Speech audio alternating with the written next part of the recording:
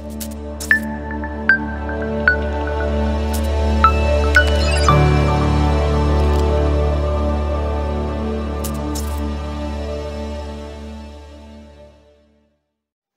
la famille, bienvenue sur la vidéo numéro 14 de Prestanet. Aujourd'hui nous allons apprendre à ce que c'est que l'incrémentation, la décrémentation, le pré-incrémentation, le post-incrémentation, le pré-décrémentation et la post-décrémentation. Alors sans plus tarder, nous allons essayer de déclarer une variable A qui sera initialisée à 7. Alors, la dernière fois, nous avons dit que pour faire, par exemple, A reçoit A plus 2, on peut bien le faire en faisant A plus égale 2. Alors, ces deux opérations vont donner les mêmes résultats. Nous allons essayer d'afficher la variable A. Print ln de A. Voilà, nous allons premièrement mettre cela en commentaire et ensuite exécuter l'autre. Nous allons avoir obtenu les mêmes résultats 9. Et lorsqu'on met en commentaire cela, et là également, nous allons obtenir les mêmes résultats, le même résultat qui est 9. Alors aujourd'hui, par exemple, nous allons essayer de voir lorsque nous voulons par exemple ajouter par exemple A reçoit A plus 1, nous pouvons également faire cela d'une autre manière. Comment cela se passe? Nous pouvons bien mettre cela A plus et il va directement prendre la valeur de A qui est 7 et faire plus 1. Donc nous allons essayer de mettre en commentaire et afficher cela pour voir ce que ça va donner.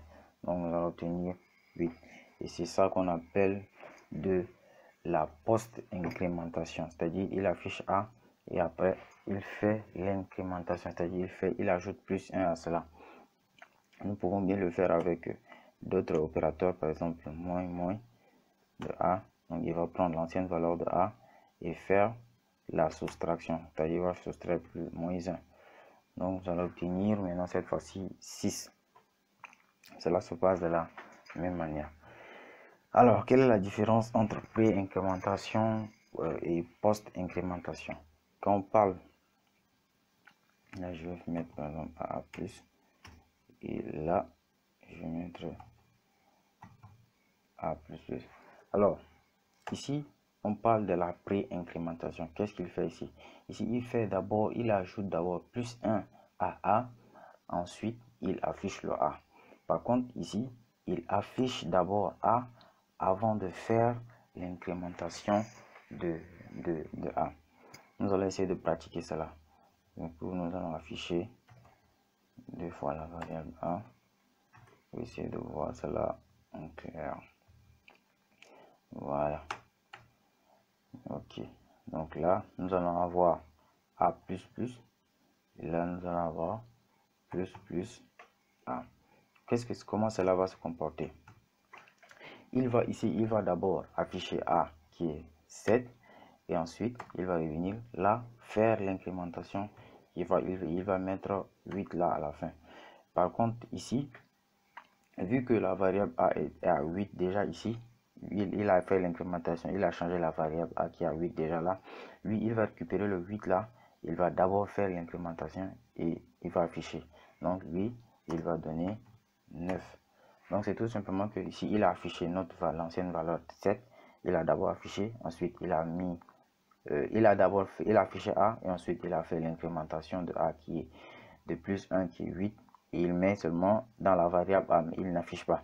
Ensuite cette ligne, qu'est-ce que cette ligne va faire? Il va prendre l'ancienne valeur de A qui a été incrémentée, qui a été changée, l'ancienne valeur A qui a été changée en 8. Il va faire l'incrémentation et ensuite il va l'afficher. Donc lorsque nous allons tenter d'exécuter cela, nous allons obtenir 7 et 9. Voilà. Maintenant, nous allons essayer de faire maintenant le contraire pour voir. Lorsque nous faisons par exemple plus A, et là, on a A++, comment cela va se comporter?